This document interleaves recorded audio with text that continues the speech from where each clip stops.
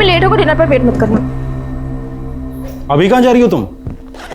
Mummy को बताया था मैंने, आज ग्रुप स्टडीज का प्लान है। ग्रुप स्टडीज के लिए दोस्तों को यहाँ भी बुलाया जा सकता है। पापा मैं वहां जाऊं या वो यहाँ, इससे क्या फर्क पड़ता है? पहली बार तो जा नहीं रही हूँ। ये लड़की कभी सीधे मुंह बात ही नहीं करती है। आप मेरे पे पहरा देना बंद करो, मुझे पता है कैसे जीना है।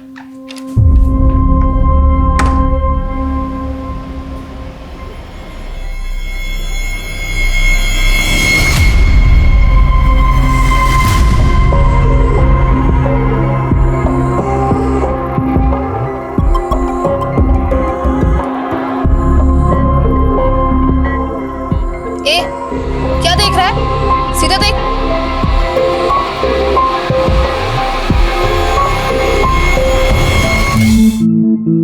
नीलेश, एक ड्रिंक बनाना यार। You are looking beautiful tonight. Thank you. Thanks.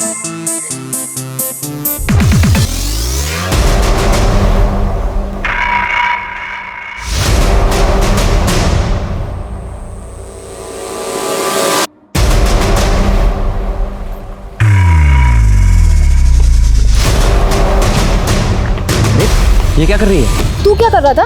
अरे मैं बस फन कर रहा था। मेरा अलावा किसी और से फ्लर्ट मत करना, वरना वरना क्या? वरना आजा तुझे बताती हूँ।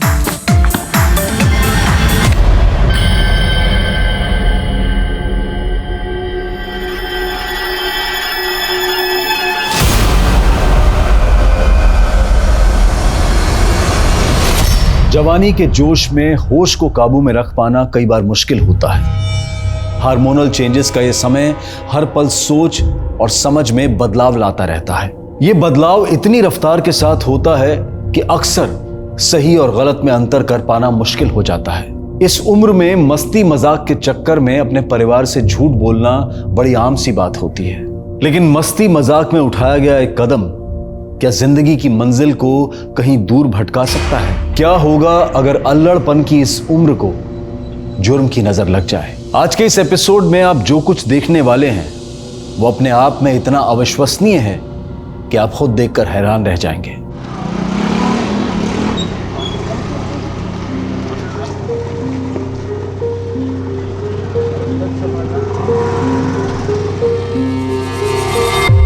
तुम कह रही हो कि करीब 7 दिन पहले तुम्हारे साथ रेप हुआ, लेकिन रिपोर्ट तुम आज दर्ज कराना चाहती हो। इतनी देर क्यों की? सर मैं पहले भी 1-2 बार आई थी, लेकिन हिम्मत नहीं हुई। कितने लोग थे? एक ही आदमी था। चेहरा याद है? नहीं सर, रात के करीब 10 बजे थे, काफी अंधेरा था तो मैं उसे देख नहीं पाई। अच्छा, तुम्हारे पेरेंट्स कहाँ हैं? वो क्यों नहीं आए? वो नहीं चाहते थे कि मैं यहाँ आऊँ। क्यों? क्योंकि उन्हें मेरी बात पे भरोसा ही नहीं है। पर मैं सच बोल रही हूँ, आपको चाहिए तो मैं वो जगह ले जा सकती हूँ जहाँ पे मेरे साथ ये सब हुआ। ठीक है शिंदे, गाड़ी काढ़ा। ओए साहब,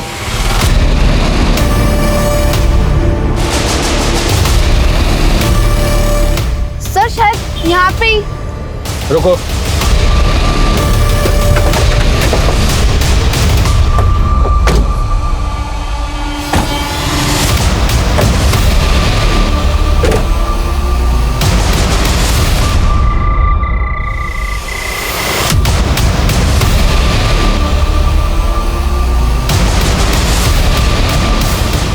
यहाँ स्ट्रगल का कोई भी साइन नहीं है। पक्का यही वो जगह है?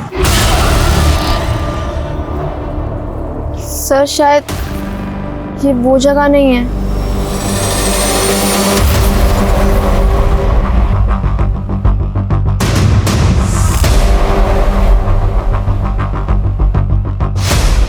सर शायद यहीं पे।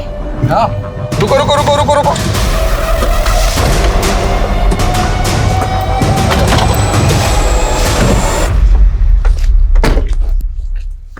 यहाँ हुआ था? हाँ सर, शायद यही। शिंदे चला।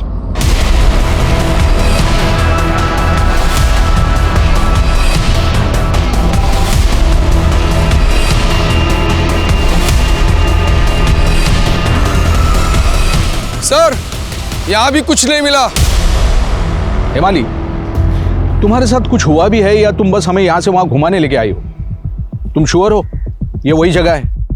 सर मुझे एग्जैक्टली कुछ याद नहीं आ रहा है। कुछ और डिटेल्स याद है? मुझे बस इतना याद है कि उसके बदन से एक अजीब सी स्मेल आ रही थी, जो स्मेल किसी परफ्यूम की नहीं थी, शायद किसी पेंट की थी। उस रात तुमने जो कपड़े पहने थे वो कहाँ है? संभाल के रखे हैं ना? सर वो कपड़े तो मैंने वॉश कर दिए। वॉश कर दिए? सर आप चाहें तो मेरा टेस्ट करवा सकते हैं, आप लोगों को सच पता चल जाएगा।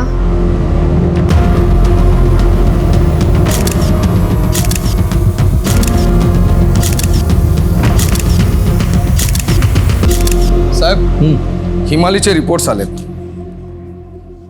बॉडी पे कोई इंजुरी नहीं है और हिमालय ने हमसे कहा था कि उसे गला दबाकर मारने की कोशिश की गई. साहब रेप को 7 दिन हो गए तो रेपिस्ट के डीएनए भी नहीं मिले. और कपड़े? कपड़े तो ऑलरेडी धुले हुए थे तो हमारे हाथ कुछ नहीं लगा. लेकिन हाँ, रिपोर्ट में एक बात सामने आई. क्या? हिमालय सेक्सुअली एक्टिव थी. सेक्सुअली एक्टिव थी तो मेरा रेप नहीं हो सकता? हमारे कहने का मतलब वो नहीं था. तुम्हें खुद नहीं पता कि तुम्हारा रेप कहाँ हुआ. उस शख्स का चेहरा भी तुम्हें याद नहीं. जिन जगहों पर तुम हमें लेके गई थी वहां से भी कुछ नहीं मिला. तुम्हारे रिपोर्ट्स में भी ना इंजरी डिटेक्ट हुई, ना रेपिस्ट का कोई डीएनए मिला. यहां तक कि जो कपड़े तुमने दिए थे उससे भी कुछ हासिल नहीं हुआ.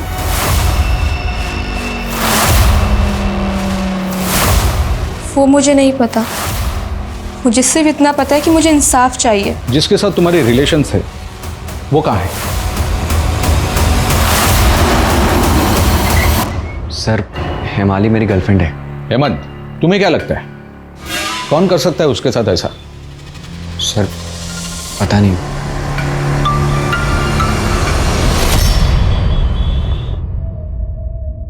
सर हम आपको कुछ बताना चाहते हैं. हिमाली के साथ कुछ इश्यूज हैं. वो अक्सर लोगों से अटेंशन पाने के चक्कर में कुछ भी कर देती है. सिर्फ अटेंशन पाने के चक्कर में वो रेप का केस कर देगी? चलिए मान भी लिया कि उसने ये सब अटेंशन पाने के लिए किया, तो आखिर ये सब करके उसे किसका अटेंशन चाहिए होगा? सर एक्चुअली वो हमारी बेटी नहीं बल्कि मेरी पत्नी नीना के भाई की बेटी है. आज से करीब 12 साल पहले नीना के भाई और भाभी की डेथ हो गई. कोई देख रेख करने वाला था नहीं तो हिमाली अक्सर अपने किसी न किसी रिश्तेदार के घर रहा करती थी. लेकिन सर गैरों के बच्चे पे कौन ध्यान देता है. हिमाली के साथ भी यही हुआ. कोई उसे 2 हफ्ते रखता, कोई 2 महीने रखता और फिर उसे घर से निकाल देता. सर इसलिए हिमाली रिश्तेदारों के व्यवहार से इमोशनली काफी डिस्टर्ब हो गई थी और अपने आप को नेग्लेक्टेड फील करती थी.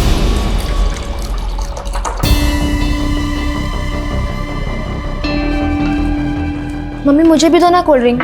फिर पीगी फिर खांसी हो जाएगी तुझे. अभी नहीं मुझे नहीं पता, अभी दो. बेटा, अभी नहीं, मेहमान आए घर पे. अच्छा मैं ले जाऊं? नहीं नहीं, तू बैठ.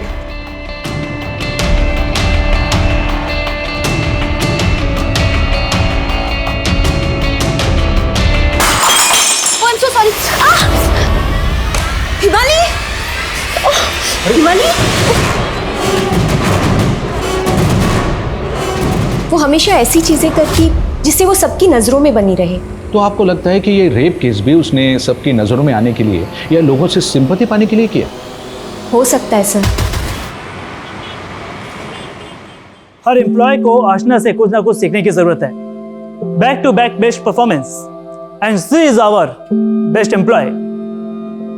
आशना, मैं चाहता हूं कि आप हम सबके साथ अपनी सक्सेस रेसिपी शेयर करें please. Thank you so much, sir. I would just like to say कि not only one individual, but as a team we work as a family. और एक फैमिली में चाहे जो कुछ भी हो, उन सबका एक दूसरे को सपोर्ट करना बहुत इम्पोर्टेंट होता है. और वैसे ही नंदन हमारी टीम का बहुत इम्पोर्टेंट मेंबर है. कुछ कहना चाहोगे? I just want to tell that if we work as a team, then we can achieve anything. And actually Nandan ये कहना चाहता है कि किसी भी प्रोजेक्ट को सक्सेसफुल बनाने के लिए मुझ जैसा टीम पार्टनर ढूंढना चाहिए. Right? right. I am just joking sir, I am just joking. आज मैं प्रिपेयर्ड ही नहीं था. तुम अगली बार देखना ऐसी स्पीच दूंगा ना कि Congratulations, madam. Thank you. चलो फिर बाद में बात करते हैं। हाँ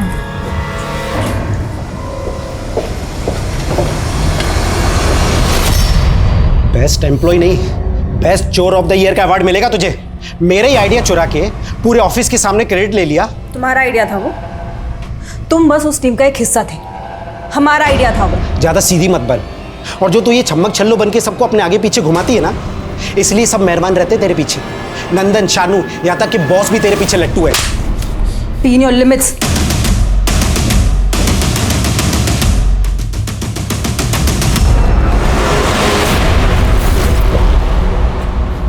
ये लीजिए भैया।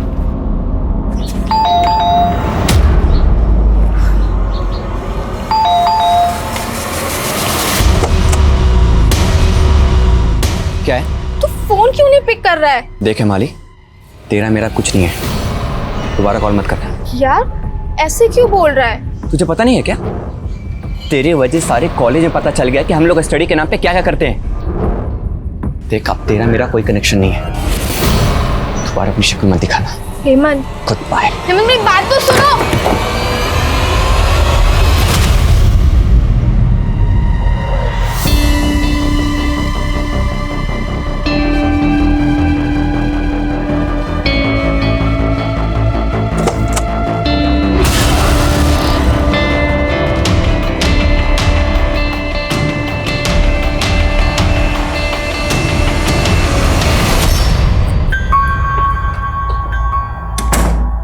दीदी, हाँ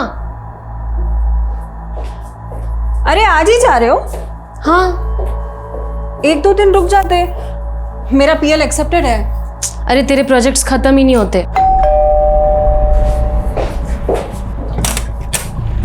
तुम तैयार नहीं हुई अभी तक?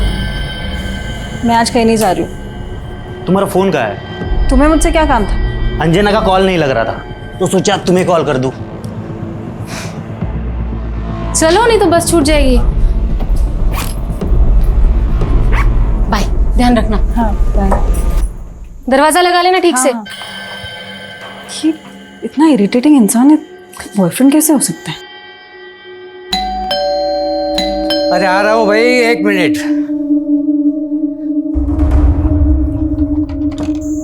अरे बच्चा आ गया, आओ लाओ बैग दे दो मुझे। ले। और हाँ, जल्दी जल्दी फ्रेश हो जाओ जी। क्योंकि मुझे पता है तुमने अभी तक कुछ खाया नहीं होगा। आशना नहीं आई? अरे उसका वो प्रोजेक्ट चालू है ना, क्लाइंट अप्रूवल के चक्कर में अटक गई, बोली 2 दिन में आ जाएगी। तो दोनों साथ में ही आ जाते।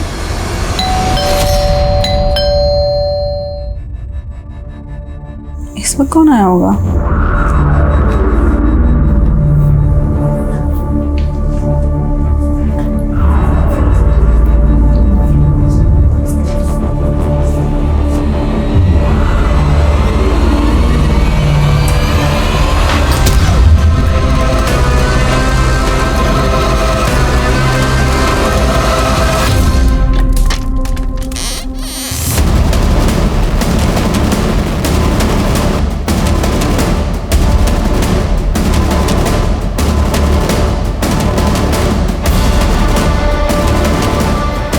तो इस लड़की के माँ बाप को इन्फॉर्म कर दूँगा। सर, ये एक मल्टीनेशनल कंपनी के लिए काम करती है। ये और इसकी बड़ी बहन अंजना दोनों इस घर में रहते थे सर। अंजना कल रात कोल्हापुर अपने माँ बाप के घर गई। ये घर पे अकेली थी सर। इस लड़की का मोबाइल और ऑलमोस्ट सभी कपड़े गायब है, लेकिन सर कातिल ड्रॉअर में रखे हुए कैश और ज्वेलरी लेकर नहीं गया है। यहाँ तक कि इसका लैपटॉप भी हमें अंदर बेड पे पड़ा मिला है।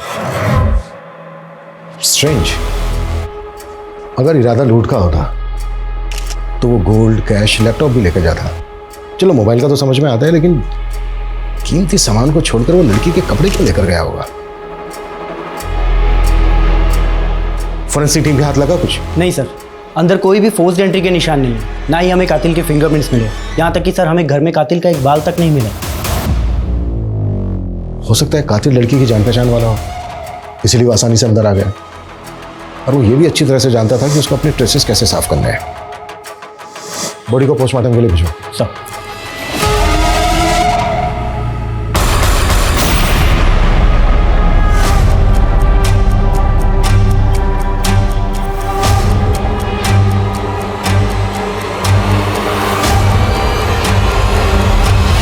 तुम दोनों की दोस्त हेमाली के साथ कुछ बुरा हुआ था, पता ही चला होगा तुम्हें। क्या लगता है किसने किया होगा ये? नो आइडिया सर, बट हिमाली के बारे में सुनकर बहुत बुरा लगा। सब पता नहीं क्यों उसने हमें भी कुछ नहीं बताया। क्या हिमाली झूठ बोल सकती है? I don't think so sir, वो बहुत अच्छी और हेल्पफुल लड़की है। ऐसा कभी हुआ नहीं उसने हमसे कभी झूठ बोला। सर मामला कुछ समझ में नहीं आ रहा है। हिमाली ने हमसे कहा कि रेप रात को 10 बजे हुआ, लेकिन मेडिकल टीम से कहा है कि रेप रात को 12 बजे हुआ। ये बगा ना सर। पेरेंट्स के मुताबिक हेमाली अटेंशन सीकर है, शायद इसी वजह से वो नाटक कर रही हो, लेकिन दोस्त कह रहे हैं कि वो सच्ची है। सर अगर रेप हुआ है तो कुछ तो मिलेगा, और अगर रेप हुआ ही ना हो तो? आपको झूठी लग रही हूँ मैं? तुम और हेमंत रिलेशनशिप में थे, काफी क्लोज। तुमने हेमंत को इस बारे में नहीं बताया?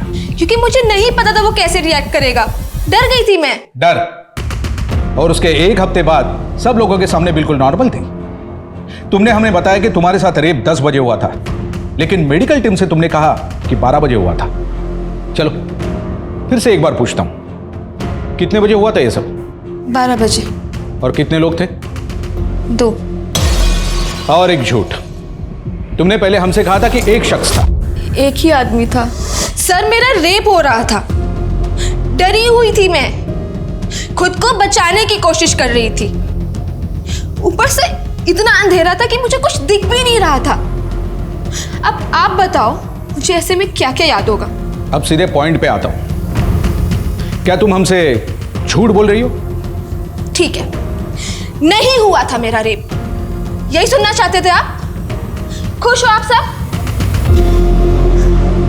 हिमाली, इस केस में एक भी सबूत और गवाह ना मिलने की वजह से हमें यह केस क्लोज करना होगा, और झूठी रिपोर्ट दर्ज करने के जुर्म में हम तुम्हारे खिलाफ एक केस करेंगे।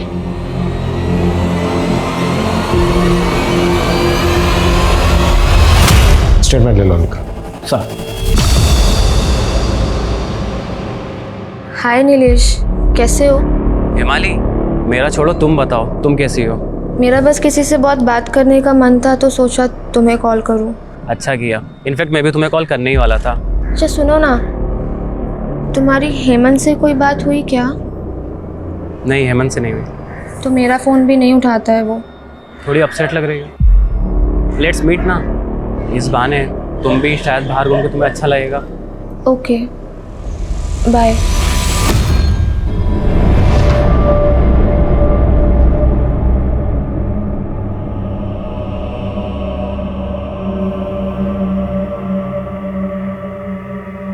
किसी पर शक है आपको? मुझे तो कुछ समझ में नहीं आ रहा सर। आप घर से कितने बजे निकली थी? लगभग 5, 5:30 की बस थी मेरी।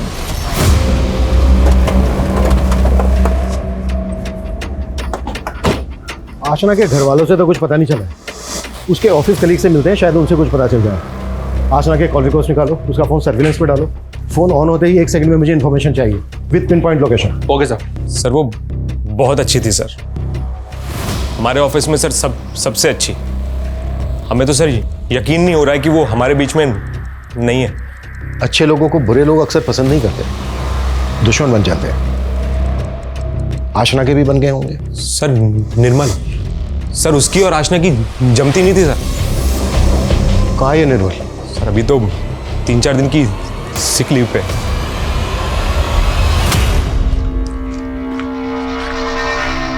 Mango ice cream? तुझे कैसे पता कि मुझे मैंगो आइसक्रीम पसंद है? अब इसमें क्या, अब हम इतने टाइम से दोस्त थे तो इतना तो अंदाजा लगा ही सकता हो ना। क्या हुआ, ठीक हो? नीलेश यार, पता नहीं क्यों लेकिन सब लोग मुझे बहुत पीछे छोड़ देते हैं। बचपन में भी मॉम डैड की डेथ के बाद जब मैं अपने रिलेटिव्स के रहने गई तो मुझे ऐसे फील होता था कि जैसे मैं कोई बोझ हूं उन पे। मुझे बिल्कुल इम्पोर्टेंस नहीं मिलती थी। इनफैक्ट उन्हें तो मेरा बर्थडे तक याद नहीं था। 2 मार्च, राइट? तुम्हें याद है मेरा बर्थडे? अब मेरे ख्याल से अब चलना चाहिए, टाइम हो गया है। चलो। बैक टू बैक अपने 3 प्रोजेक्ट से बाहर किया था तुझे आशना ने। तेरे ऑफिस के लोगों से बात की हमने, उनका कहना है कि आशना के साथ तेरी बनती नहीं थी। सर इतनी सी छोटी सी बात के लिए मैं उसका खून करूंगा? हम लोग अगले प्रोजेक्ट में साथ में काम करने वाले थे। पर वो अगला प्रोजेक्ट कभी आशना की जिंदगी में आया ही नहीं। सर मेरा विश्वास कीजिए, मैंने कुछ नहीं किया है।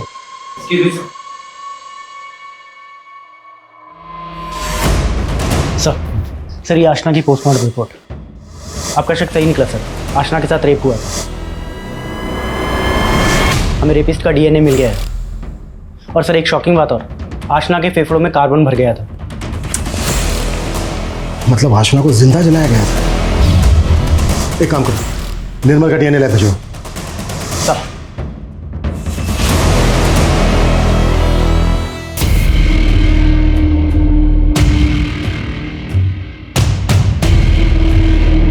सर आशना का फोन इस वक्त ऑन है और जीपीएस लोकेशन लाइव अवेलेबल है।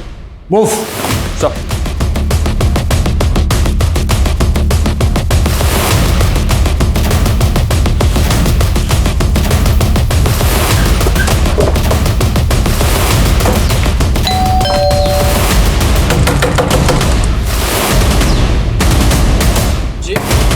देखो रे चारों तरफ, फोन दो, फोन दो। अरे सर, मनीष चेक करो, ये वही फोन है क्या?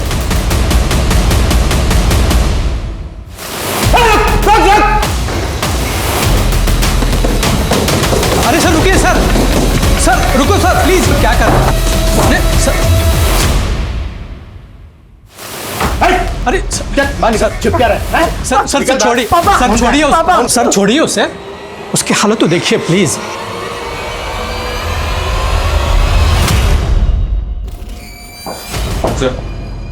फोन हाँ फोन मेरा फोन है। हाँ, कोई मेरा फोन दे अंकल को मेरा देखने फोन दो दे दो। बेटा। हाँ बेटा मेरा फोन दे दो। एक मिनट, अंकल को देखने। आशना का ये फोन आपके बेटे के पास कैसे है? मैं आपको सब कुछ सच सच बताता हूँ। वो दरअसल मेरे बेटे को कोई भी फ़ोन देखा तो उठा लेने की बुरी आदत है सर। जहाँ भी फ़ोन देखा अपने जेब में डाल दिया। एक्चुअली उस दिन आशना के डेड बॉडी सबसे पहले सुगीत नहीं देखे थे। क्या हुआ बेटा? आशना ठीक है, आराम से। हाँ? हाँ।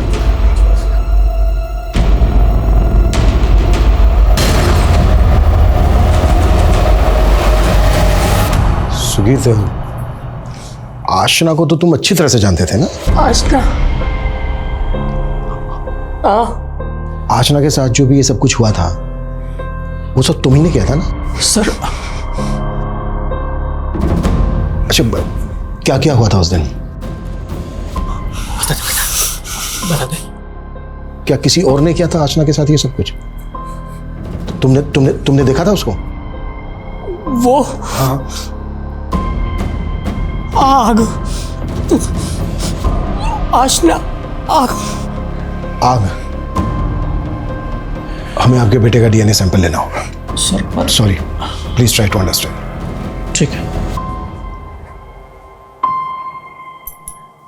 कुछ दिनों बाद तुम वापस घर आ जाना, जब मैं वापस आ जाऊंगी। चैतन्य घर में अकेले तुम्हारे साथ रहने में कंफर्टेबल नहीं है। क्यों? आपको लगता है मैं उन पे फेक रेप केस कर दूंगी? ऐसा नहीं है, लेकिन तुम समझो, मैं जल्दी वापस आ जाऊंगी। बस कुछ ही दिनों की बात है।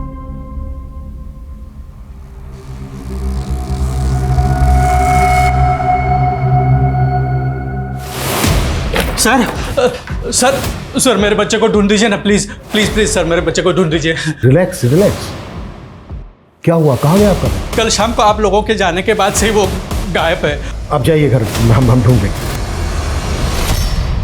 पॉसिबल है सुगीत इसमें इन्वॉल्व हो। उसका बाप उसे बचाने के लिए कहीं छिपाकर ये सब ड्रामा कर रहा हो।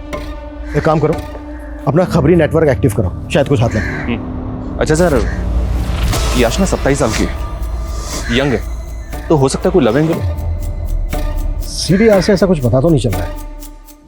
एक काम करते हैं, आशना के ऑफिस चलते हैं, उसके दोस्तों उसके साथ काम करने वालों को दोबारा से टटोलते हैं, शायद उन्हें कुछ पता हो। सर आशना और शानू एक दूसरे को डेट कर रहे थे सर। तो ये बात तुमने हमसे पहले क्यों नहीं बताई? उस वक्त दिमाग में ही नहीं आया सर। कहाँ है शानू? आशना की डेथ के बाद उसने ऑफिस छोड़ दिया सर।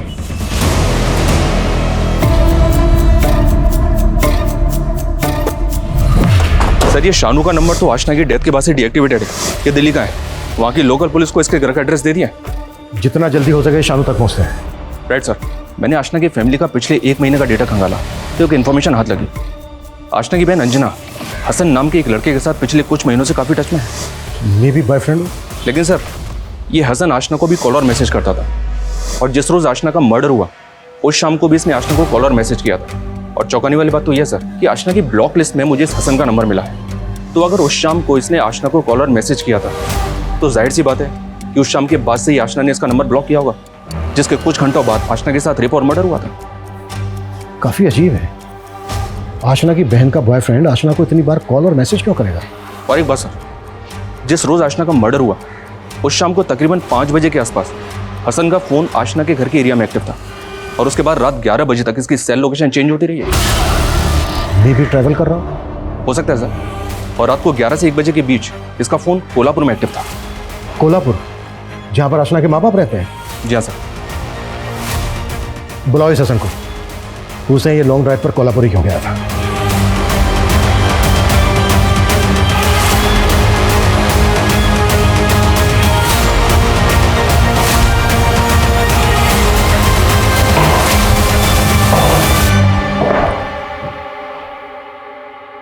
बाइक पे इतनी लंबी राइड, एक काम कर ऑनलाइन ब्लॉगिंग भी शुरू कर दे, बहुत अच्छा करियर है आजकल इसमें। सर उस शाम मैं अंजना को उसके घर से पिकअप करके कोल्हापुर ड्रॉप करने गया था। झूठ मत बोल, अंजना ने उस शाम 5:30 की बस ली थी कोल्हापुर के लिए। सर उसने बस सिर्फ आशना और उसके मम्मी पापा के नजरों में लिया था। दरअसल हम दोनों साथ में ही थे।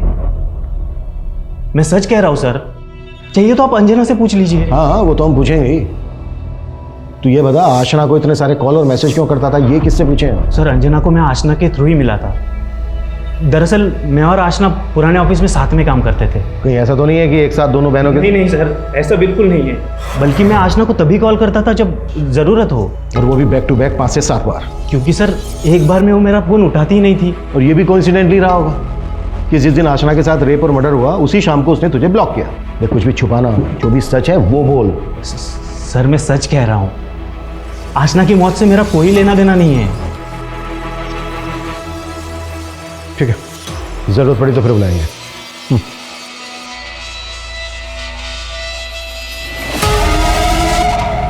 आशना के घर के एरिया का डम डेटा निकलूंगा।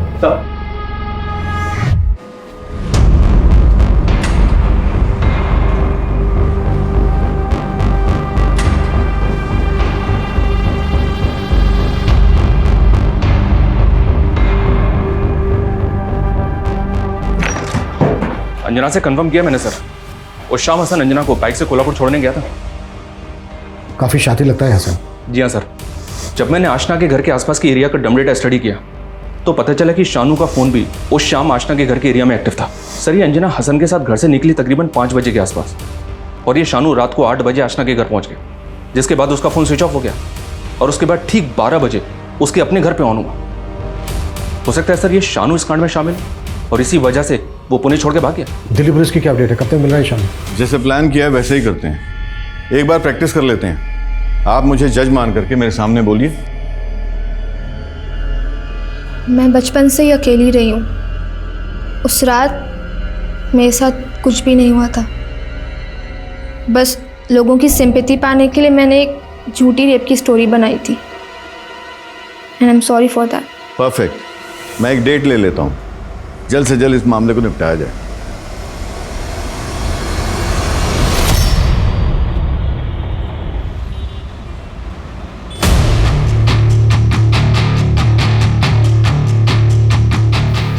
देख झूठ मत बोलना, तू उस रात आशना के घर गया था, इस बात का प्रूफ है हमारे पास। तेरे फोन की लोकेशन आशना के घर के एरिया की लोकेशन है। आशना का मर्डर करते वक्त तूने अपना फोन ऑफ कर दिया और फिर अपने घर जाकर फोन ऑन किया। सर मैं झूठ क्यों बोलूँगा, मैं तो उससे बहुत प्यार करता था। हाँ मैं उस रात उसके घर गया था। तुम क्या बात है? हाँ तुम्हारे लिए तुम्हारा फेवरेट केक लाया हूँ। Red velvet cake? यस। वाह, पर ये सब की क्या जरूरत थी? अरे क्लाइंट का अप्रूवल आ गया और वो फंड भी ट्रांसफर कर देगा। और ये सारे प्रोजेक्ट ख़त्म होते ही ना तुम्हारे प्रमोशन की बात चल रही है। सर फिर मैं वहाँ से निकल गया। मुझे पता होता कि कोई कमीना होता तो उसके साथ ये सब करने वाला है, तो मैं वहाँ से जाता ही नहीं।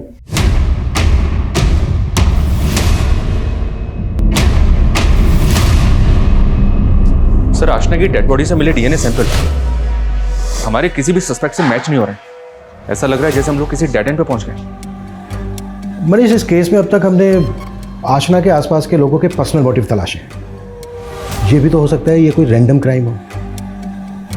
हत्यारा आशना का करीबी हो ही नहीं, बल्कि उसका दूर दूर तक वास्ता ना हो, शायद इसी वजह से हमारी नजर में नहीं आया। तो सर हम लोग इस रैंडम गली में अब घुसेंगे कैसे? अब तक हमने सस्पेक्ट्स के डीएनए आशना के शरीर पे मिले डीएनए से मैच करवाए। नेशनल क्राइम रिकॉर्ड ब्यूरो के डेटा से सिमिलर केसेस निकालो, उनका डीएनए आशना के शरीर पे मिले डीएनए से मैच करवाओ, शायद कुछ हाथ लग जाए। Okay sir. मनीष, एक टीम बनाओ ये पता करने के लिए कि इस केस से पहले या इस केस के आसपास कोई शख्स गायब हुआ है। Okay sir.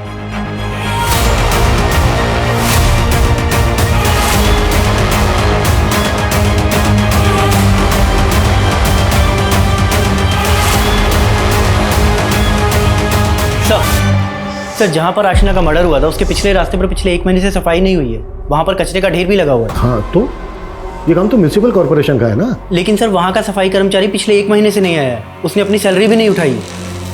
व्हाट?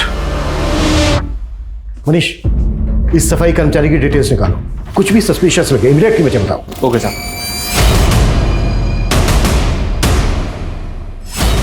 सर हम अपने वर्कर का पूरा रिकॉर्ड रखते हैं। उसका नाम उमेश था। जब वो बहुत दिनों से काम पे नहीं आया तो उसके दिए गए एड्रेस पे हम लोगों ने पता लगाया, और जब वहाँ पे पता किए तो उमेश नाम का तो वहाँ पे कोई रहता ही नहीं था। सर आपके कहने पर मैंने म्युनिसिपल कॉर्पोरेशन से बात की तो पता चला कि वहाँ की साफ सफाई का काम एक लोकल कॉन्ट्रैक्टर के हाथ में। उसका नाम है विक्टर गोंजाल्वेस। मैंने विक्टर से बात भी की है सर। ये उसका स्केच है, विक्टर ने बनवाया। मैंने उस दुकान वाले से भी कंफर्म किया, उसने बताया कि ये वही आदमी है। इस उमेश का यूँ गायब हो जाना, गलत पता देना, ये बात खटकती तो है। इट्स जस्ट ए हंच, मैं गलत भी हो सकता हूँ, पर इतने दिनों के बाद ये हमें पहली लीड मिली है। ये क्या किया आपने? मैंने कहा था ना कोर्ट में जाकर सिर्फ माफी मांगनी है, केस रफा दफा हो जाएगा। केस तो रफा दफा हो जाएगा, लेकिन जो मेरे साथ हुआ है वो, उसका क्या? मैंने झूठ नहीं बोला था। सर हिमाली चाहती है कि आप पुलिस के खिलाफ केस करें। उन्होंने अपना काम ठीक से किया ही नहीं। मेरा रेप हुआ था, भले ही इस बात का कोई सबूत नहीं है मेरे पास, भले ही मुझे ये याद नहीं है कि मेरा रेप कहाँ हुआ, भले ही मुझे उसका चेहरा याद नहीं है, लेकिन मेरा रेप हुआ है। वक्त गुजरता जा रहा था मगर उस सफाई कर्मी उमेश का कुछ पता नहीं चला। फिर पुलिस ने इस केस से मिलते जुलते पुराने केसेस की फाइल्स को खंगालना शुरू किया।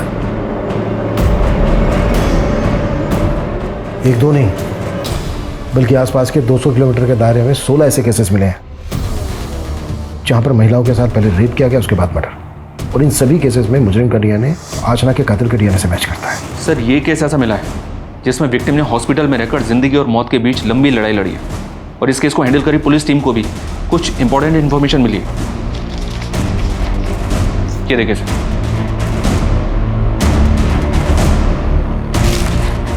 ये देखिए, हत्यारा रेप करने के बाद ये शर्ट छोड़ गया था। हो सकता है कलर पेंटिंग का काम करता हो, इसीलिए शर्ट पर पेंट लगा है। ये और एक केस मिला है सर, किसी हिमाली नाम की लड़की का है। केस थोड़ा वियर्ड है, लेकिन इसमें सिर्फ एक बात पे मेरा ध्यान गया, और वो ये कि इस लड़की को भी रेप करने वाले के शरीर से पेंट की स्मेल आ रही थी। आगे क्या हुआ इस केस में? सबूत और गवाह नहीं थे सर। लड़की के परिवार वालों को भी लगा कि लड़की केस झूठा बना रही है, इसलिए पुलिस ने केस क्लोज कर दिया। उल्टा झूठा केस दर्ज करने के जुर्म में पुलिस ने इसके ऊपर केस कर दिया। व्हाट? जब मैंने कहा तो किसी ने नहीं माना। हिमाली, मैं मानता हूं हमारे डिपार्टमेंट की ये भूल हुई है, माफी उसके लिए। हिमाली, हमें लगता है कि हम तुम्हारे रेपिस्ट को जानते हैं। हम पिछले 5 महीने से उसकी तलाश कर रहे हैं। उस तक पहुंचने के लिए हमें तुम्हारी मदद चाहिए। प्लीज हमें बताओगी कि एग्जैक्टली तुम्हारे साथ क्या क्या हुआ था? उस रात मैं एक पार्टी से घर लौट रही थी।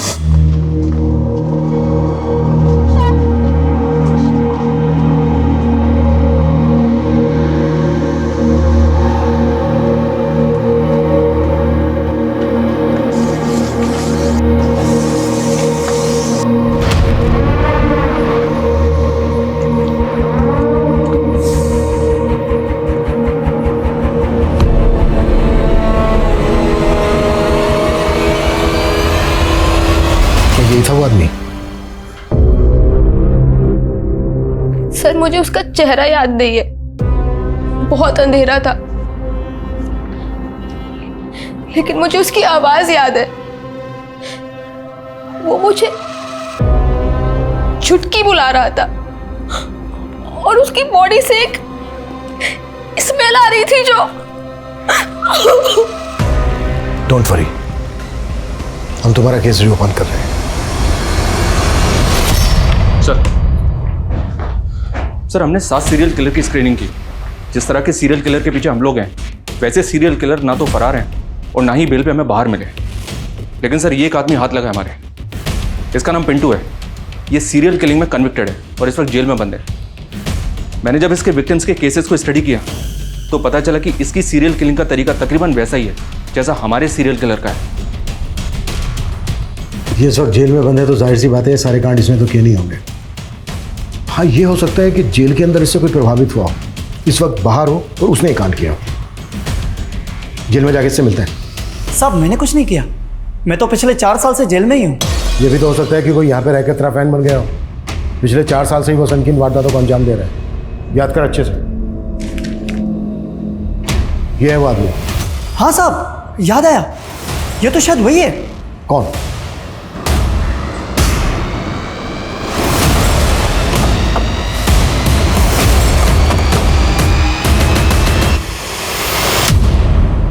हाँ साहब, ये मेरा ही बेटा है, लेकिन काफी वक्त से मिला नहीं। फोन किया था इसने आपको? नहीं साहब, कभी नहीं। इनका फोन भी सर्विलेंस पे डालो, हो सकता है हमसे झूठ बोल रहे हो। Okay sir. हरीश की मां को पनवेल के एक नंबर से बैक टू बैक 3 कॉल्स आए। ये देखो, कल रात पनवेल में निराली नाम की लड़की के साथ सेम आशना की तरह रेप और मर्डर हुआ है। इससे पहले कि वो पनवेल से निकल जाए, पनवेल पुलिस से कांटेक्ट करो, उनसे कहो कि उसे ढूंढे और उठा ले, और जो नंबर तुम बता रहे हो शेयर करो उनके साथ। क्विक। Okay sir.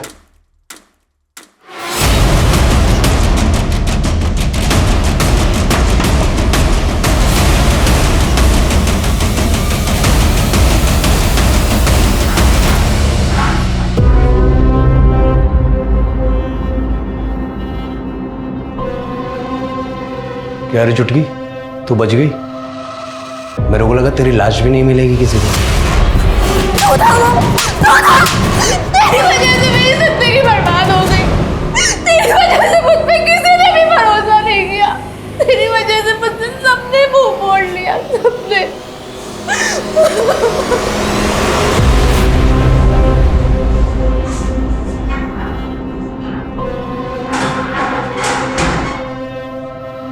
काफी लंबी लिस्ट है तेरी। अपन पूछता है क्यों नहीं साहब? वैसे आप छोड़ो, आप नहीं समझोगे। आप शौकीन नहीं लगते ना मेरे को।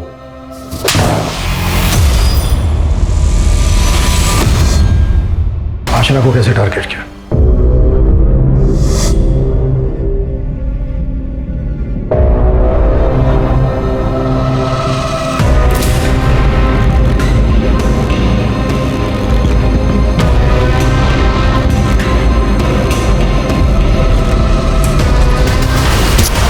तुमको बड़ा मजा आ रहा था, पकड़े नहीं जा रहे थे अपन साहब। औरतों की खुशबू ना मेरे दिमाग को बहुत अच्छी लगती थी। अपन उसके कपड़े के साथ उसका डीओ भी लेकर आए। अपने में से तो पूरे दिन बस पेंट की बदबू आती थी। 24 घंटे पेंट की बदबू सूंघ सूंघ के दिमाग फट गया था साहब। औरतों के परफ्यूम की खुशबू आती थी ना, तो अपन उनके पीछे पीछे चलने लगते। भाग नहीं रहा, डरो नहीं साहब। अब तक कितनी औरतों के साथ किया ये सब तूने? कल हाफ सेंचुरी का भी हाफ सेंचुरी, बोले तो 25। कपड़े क्यों लेके जाता था मुझे? वो तो अपन का प्राइस था ना सर। अपन जब भी उसको सूंघता था फिर से वही वक्त ताज़ा हो जाता था, वही औरतें, वही खुशबू। फिर मेरे को लगता था दूसरे प्राइस के लिए आगे बढ़ो। ऐसा करके अपन मारता चला गया सब। अब मैं तुझे तेरी जिंदगी का सबसे बड़ा प्राइस दिलवाऊंगा, तेरा last price, death penalty price. Harish इस वक्त जुडिशियल कस्टडी में। अगर कोई भी इंसान इस तरह अपने दिमाग में कूड़ा इकट्ठा करता जाए तो धीरे धीरे उसकी बू समाज में फैलने लगती है। हरीश के इस मानसिक विकार की वजह से कई महिलाओं को अपनी जान गंवानी पड़ी है। हिमाली के ऊपर अब लोगों का भरोसा बढ़ा है, लोगों ने उसे अपनाना शुरू किया है, लेकिन शायद हेमाली अब आजीवन किसी और पर भरोसा न कर पाए। शायद हमारा समाज उसके भरोसे के लायक है ही नहीं। जिस लड़ाई में उसे सबका समर्थन मिलना चाहिए था, उस लड़ाई में उसे ही झूठा करार दे दिया गया। ये बहुत जरूरी है कि महिलाओं के साथ होने वाले छोटे से छोटे हादसों को भी नजरअंदाज न किया जाए। हर महिला को यह हक है कि वो इस समाज में सुरक्षित महसूस करे। देखते हैं हमारे आज के एपिसोड की दूसरी कहानी।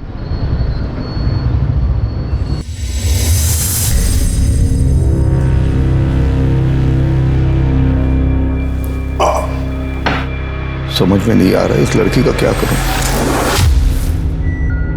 आज तो हम लोग सब लोग थे, इसलिए हमने संभाल लिया। अगर किसी दिन हम लोग नहीं हुए तो। इतना बड़ा सदमा लगा है उसे, थोड़ा टाइम तो लगेगा ना ठीक होने के लिए।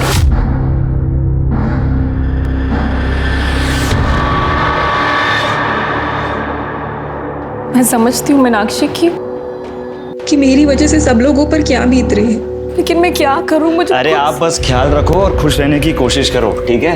बाकी सब हम संभाल लेंगे। क्यों मीनाक्षी? जब परिवार का कोई मेंबर मुसीबत में होता है तो परिवार का आदमी काम आता है ना? और हम तो हमारा फर्ज निभा रहे हैं। लेकिन हाँ, पुरानी बातें भूलने की कोशिश कीजिए, ठीक है? जी ताई, और जो भी हुआ उसमें आपकी क्या गलती है? आप क्यों अपने आप को दिन रात कोसती रहती हैं? ये सब बातें छोड़ो और आप आराम करो।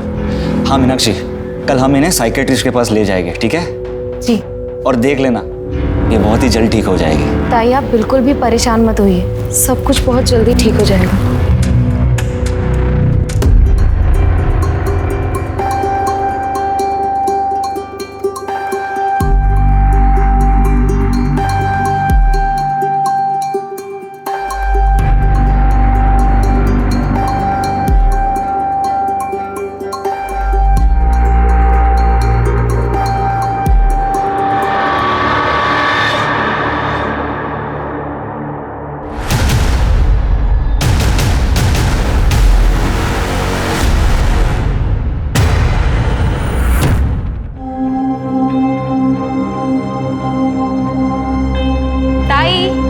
गर्मा गर्म नाश्ता तैयार है।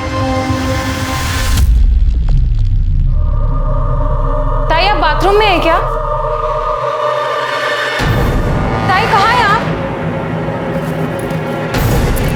ताई ताई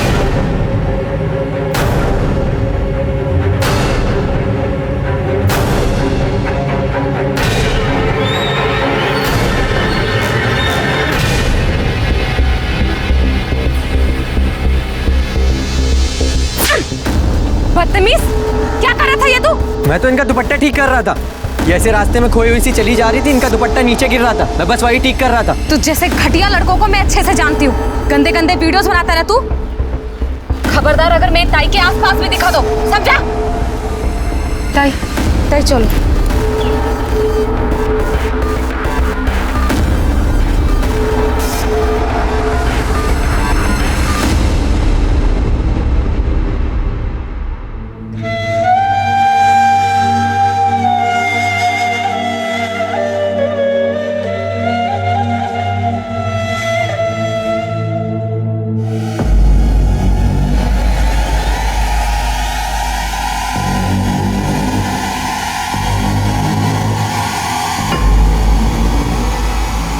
हाँ जी बहन जी, क्या लेंगी?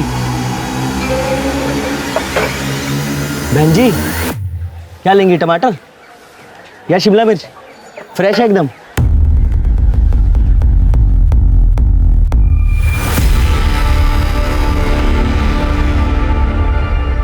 अरे ओ बहन जी, क्या कर रही हैं आप? ये असली चाकू है, वो कट गया ना मर जाएंगी आप, मुझे भी मरवाएंगी। जाइए यहाँ से।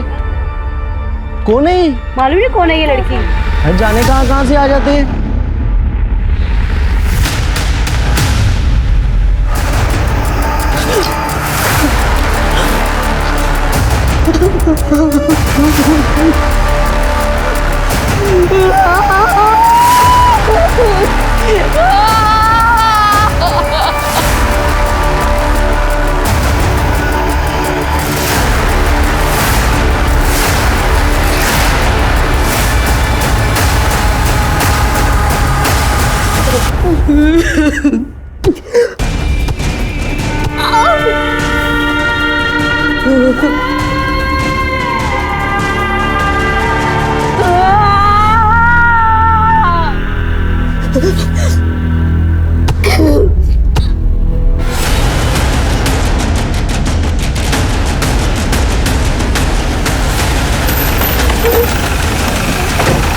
चलो पीछे हटो, पीछे हटो।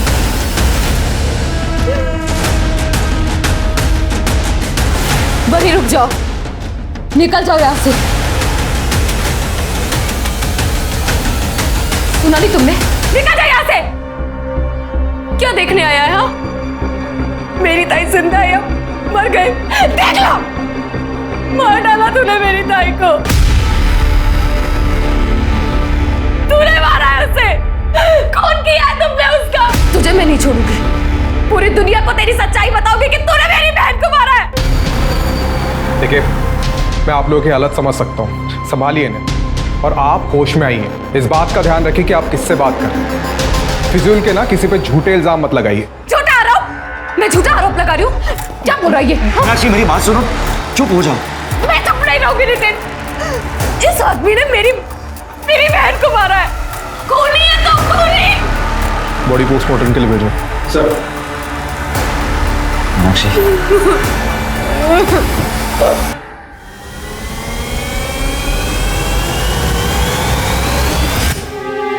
हमें आप सबकी मदद चाहिए मेरी बहन शिल्पा ताई को न्याय दिलाने में, क्योंकि हमें पता है कि प्रशासन हमारी मदद नहीं करेगा। हमने इंस्पेक्टर सुधीर के खिलाफ पहले भी कंप्लेन की है, लेकिन डिपार्टमेंट ने झूठा नाटक किया और कोई सबूत नहीं मिल रहा कहकर उसे क्लीन चिट दे दी। अगर पुलिस अपना काम सही से करती तो आज वो इंस्पेक्टर सुधीर सलाखों के पीछे होता और मेरी शिल्पा ताई वो आज जिंदा होती। आपका शिल्पा और उनके परिवार से क्या संबंध है? देखिए, मेरा इनसे कोई निजी संबंध नहीं है। मैं बस इस केस की तहकीकात कर रहा हूँ, जो देखने में अभी तक सुसाइड केस लग रहा है, लेकिन कुछ पक्का नहीं कह सकते। इन्वेस्टिगेशन चल रही है, इससे ज्यादा मैं आप लोगों को और कुछ नहीं बता सकता। अरे डिपार्टमेंट की बात आपने कही नहीं सर। मेरी बेटी ने खुदकुशी नहीं की, उसका खून हुआ है और मुझे पता है उसे किसने मारा है। किसने मारा है आई? तेरे बाबा ने। आई मैं जानती हूँ कि आपकी तबीयत ठीक नहीं है और ताई की मौत का गहरा सदमा लगा है, लेकिन तू ये बात किसी के सामने मत बोलना। बाबा ऐसा नहीं कर सकते, वो तो ताई से बहुत प्यार करते थे। मुझे पता उन्होंने उसे मारा है, उन्होंने उसे मारा है, मुझे पता है उन्होंने उसे मारा है। शिल्पा पाटिल को न्याय दो, न्याय दो, न्याय दो। पुलिस प्रशासन हाय हाय हाय हाय हाय हाय। इंस्पेक्टर सुधीर को बर्खास्त करो, बर्खास्त करो, बर्खास्त करो। शिल्पा पाटिल को न्याय दो, न्याय दो, न्याय दो। देश भर में आए दिन पुलिस की जवाबदेही पर सवालिया निशान खड़े होते रहते हैं और जब किसी केस में इन्वेस्टिगेशन ऑफिसर ही आरोपी हो तो न्याय की उम्मीद और भी धुंधली हो जाती है। न्याय दो, न्याय दो। इंस्पेक्टर सुधीर को बर्खास्त करो। बहुत शोर कर रहे हैं, भगाएं क्यों ऐसा? और जैसा कि आप देख रहे हैं, परिवार ही नहीं जनता भी शिल्पा के लिए न्याय की मांग कर रही है। महादेव पाटिल यहाँ के नगर सेवक रह चुके हैं। वो और उनकी पार्टी और उनके समर्थक रोज यहाँ धरना प्रदर्शन कर रहे हैं, सुधीर को केस से हटाने की मांग कर रहे हैं। अब देखना होगा कि शिल्पा को न्याय कब तक मिलेगा, मिलता है या नहीं।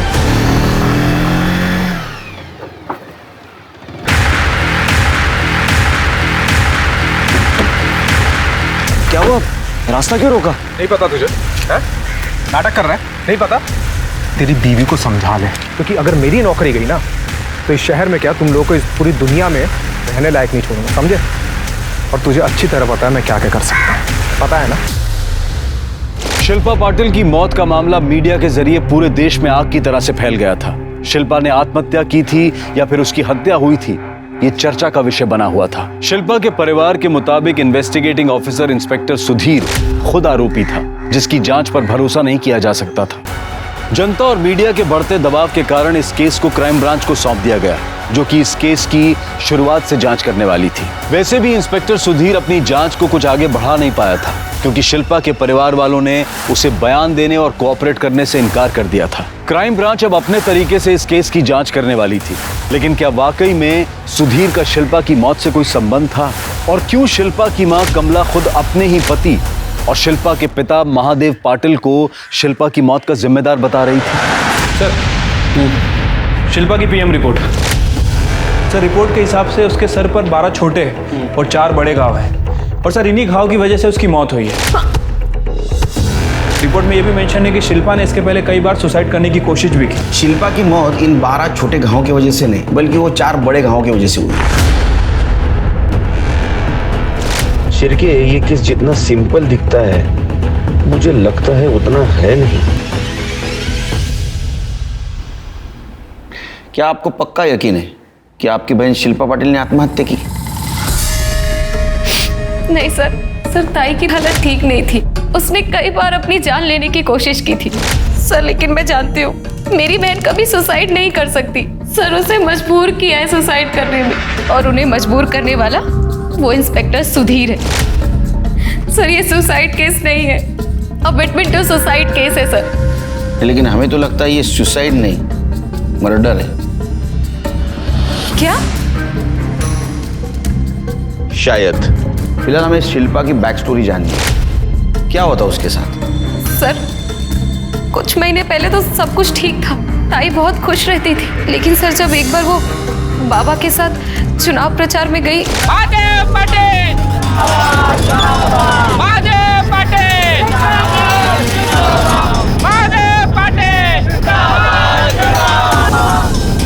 भाइयों और बहनों, महादेव पाटिल के नगर सेवक होते हुए इस एरिया का सबसे ज्यादा विकास हुआ है और इस बात की कोई दो राय नहीं है, वो चाहे क्षेत्र का विकास हो या महिलाओं की सुरक्षा हो। महादेव पाटिल ने हर सुख दुख में और परेशानी में जनता का कंधे से कंधा मिलाकर उनका साथ दिया है और आगे भी देते रहेंगे। जिंदाबाद जिंदाबाद। तेरे को मालूम नहीं क्या किसकी रैली है? किसकी रैली? किसकी रैली? महादेव पाटिल की। उसका बाप का रोड क्या? तेरे बाप का है?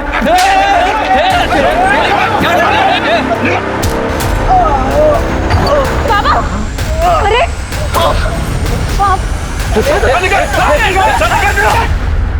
कार्यकर्ता है ना? हैं? तू दादागिरी करेगा? तू दादागिरी करेगा? कौन बनना? चल लेके रहा, चल अंदर से ले इनको इधर।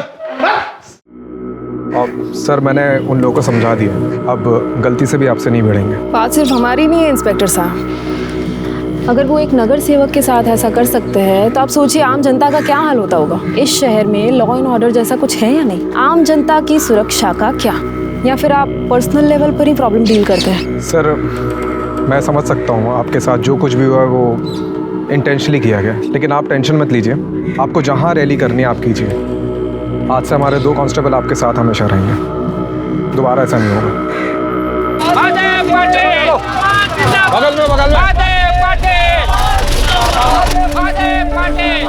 साइड में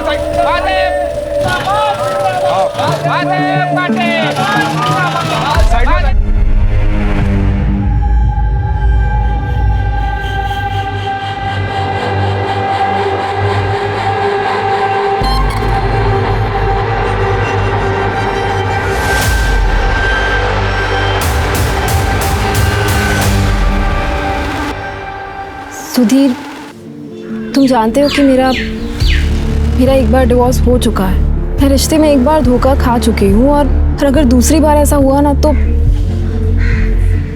मैं बर्दाश्त नहीं कर पाऊंगी। और अगर तुम मेरे साथ... शिल्पा, तुम बेकार की बातें क्यों सोचती हो? मैंने तुमसे सच्चा प्यार किया है और तुमसे शादी करना चाहता हूँ। देखना जल्दी तुम्हारे घर तुम्हारा हाथ में नहीं आऊँगा।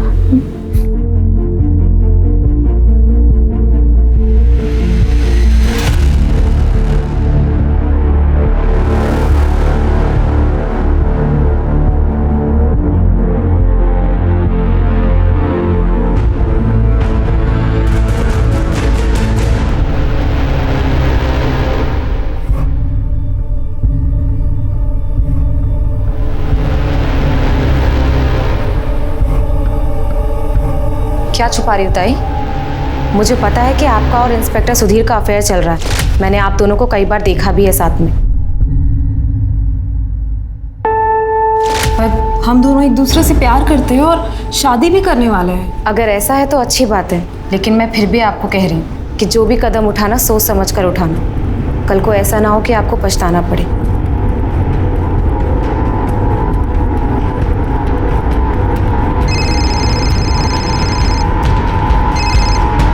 हाँ बेबी, अरे तुम्हें ही याद कर रहा था।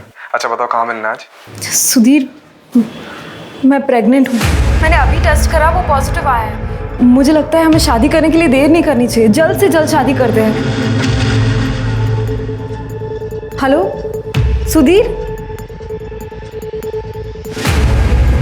जी, ये इंस्पेक्टर सुधीर कहाँ होंगे? वो तो छुट्टी पे है, कब लौटेंगे पता नहीं।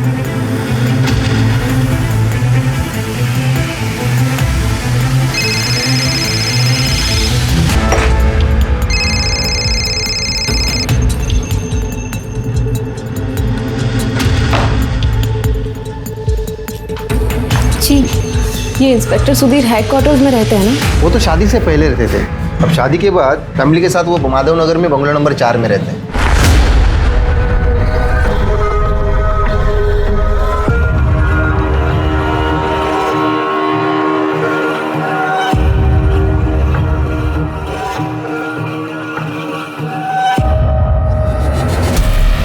सुधीर, मैडम आप थाने आइए, वहाँ पे जाके बात करते हैं। मैडम आज बेबी जानू सोना नहीं बोला तुमने, मुझसे झूठ बोलते रहे और इस बेचारी को भी धोखा दी। मुझसे शादी के वादे अपने हवस की आग बुझाने के लिए किए थे। अब जब मैं तुम्हारे बच्चे की माँ बनने वाली हूँ तो अनजान होने का नाटक कर रहे हो। क्या बोल रही है ये? कौन है ये? अरे पता नहीं किसका बच्चा पेट में लेके घूम रही है और मुझ पे झूठे इल्जाम लगा रही हो। चलो ये मेरा घर है, चलिए चलिए। और ये किसका बच्चा है? और दोबारा याद दिखी ना तो गोली मार दूंगा, बता रहा हूँ मैं। सर, ताई की पहली शादी टूटने के बाद दोबारा प्यार में धोखा खाने का सदमा वो बर्दाश्त नहीं कर पाई। उनकी तबीयत खराब रहने लगी और सर उन्होंने कई बार अपने आप को जान से मारने की कोशिश की। उन्हें देखकर आई बाबा और दुखी होते। ये सोचकर मैं ताई को यहाँ लेकर आई अपने घर में। सर उस दिन जब मैं सब्जी लेने मार्केट के लिए निकली तब ताई घर पर ही थी और जैसे ही मैं वापस आई मैंने देखा कि ताई खून से लथपथ पड़ी हुई है। सर वो मर चुकी थी। सर आपने इंस्पेक्टर सुधीर के खिलाफ कंप्लेंट की थी? हाँ सर लेकिन वो डिपार्टमेंट का आदमी था ना, पुलिस उसके ऊपर क्या कार्रवाई करती। डिपार्टमेंटल इंक्वायरी चल रही है कहकर कई दिन निकाल दिए उन्होंने और फिर सबूत नहीं मिला कहकर सुधीर को बिल्कुल क्लीन चिट दे दी उन्होंने। जब हमें पुलिस का कोई सहारा नहीं मिला तब हमने मीडिया का सहारा लिया। महादेव जी, मीनाक्षी, आप दोनों को चिंता करने की कोई ज़रूरत नहीं है। शिल्पा को न्याय दिलवा कर रहेंगे और सच्चाई को उजागर करने के लिए मैंने अखबार शुरू किया है। सर मीडिया के सपोर्ट से हम सुधीर और पुलिस पर कोई दबाव बना पाते उससे पहले बाबा ने अपने हाथ पीछे खींच लिए और शिल्पा ताई का केस ऐसे ही दब गया। क्यों? देखिए, वो तो मीनाक्षी मुझे ज़बरदस्ती वहाँ लेके गई थी, वरना मुझे तो पहले से ही पता था कि वहाँ जाने से कोई फ़ायदा नहीं होने वाला है। मतलब ये कि देखिए, सुधीर ने मेरी बेटी के साथ जो गलत करना था वो तो कर लिया था, उसके बावजूद भी डिपार्टमेंट ने उसे क्लीन चिट दे दी। अब कुछ ले दे के दी हो या फिर डिपार्टमेंट ने अपनी इज्जत बचाने के लिए दी हो, लेकिन दे तो दी ना, वो तो छूट गया। मेरी बेटी को तो अपनी ज़िंदगी से हाथ धोना पड़ा। और देखिए, अब इस मामले को आगे बढ़ाने के बाद मेरी और मेरी पार्टी की दोनों की छवि खराब हो सकती है, इसलिए मैंने खुद ही इस मामले को दबा दिया। लेकिन आपने एक बार भी ये नहीं सोचा कि शिल्पा की जो बेइज्जती हुई, उसका जो ह्यूमिलेशन हुआ, शायद उसको न्याय मिलता तो ठीक हो जाती। उसका एबॉर्शन करने का फैसला किसका था? फैसला? फैसला तो किसी का नहीं था। देखिए, ये एक एक्सीडेंट था। शिल्पा ने खुदकुशी करने की कोशिश की थी तो हम उसे नितिन के क्लिनिक तक लेके गए और वहाँ पर पता चला कि ये सुसाइड अटेम्प्ट, स्ट्रेस और डिप्रेशन की वजह से उसका मिसकैरेज हो गया। घर में अकेले रहते हो? बीवी बच्चा? प्राजक्ता अपने मायके गई है, उसके पिताजी की तबीयत ठीक नहीं है। क्या हुआ? नॉर्मल ना? जी हाँ। अच्छा, शिल्पा केस में तुम सस्पेक्ट हो, पता है तुम? हाँ पता है, लेकिन सब ये बकवास है सर। सर शिल्पा के साथ मेरा अफेयर कुछ दिनों के लिए था, लेकिन सर मैं भी पुलिस में हूँ, मुझे भी पता है ये कोई क्राइम केस नहीं है। अच्छा? हाँ। तुम दिमाग से नहीं, जानकारी से भी कमजोर हो। किसी लड़की के साथ अफेयर करके उससे झूठे वादे करना, शादी के, उसको प्रेग्नेंट करना और बाद में सुसाइड के लिए उसको प्रवृत्त करना, ये क्राइम है। सर शादी के लिए मैंने उसे कोई प्रॉमिस नहीं किया था, वो उसकी मर्जी से ही हो रहा था, और फिर गले पड़ने लग गई, झूठ बोलने लग गई कि वो मेरे बच्चे की माँ बनने वाली है। बल्कि वो मेरा बच्चा नहीं था सर। फिर किसका बच्चा था? किसका था मुझे क्या पता सर, हो सकता है उसके पहले पति का होगा, अतुल का। सर वो आया करता था उसके पीछे, शिल्पा के पीछे घूमता था, और मैंने एक बार तो उसको झगड़ा करते हुए भी देखा है। शिल्पा, मैं तुम्हें आखिरी बार समझा रहा हूँ, मेरे साथ वापस चलो, चलो मेरे साथ। तुम्हें और तुम्हारे बाप को बर्बाद कर दूंगा मैं, तुम्हारे बाप का पॉलिटिकल करियर मिट्टी में मिला दूंगा मैं। चलो मेरे साथ। क्या है? कौन है तू? चल चल निकाल।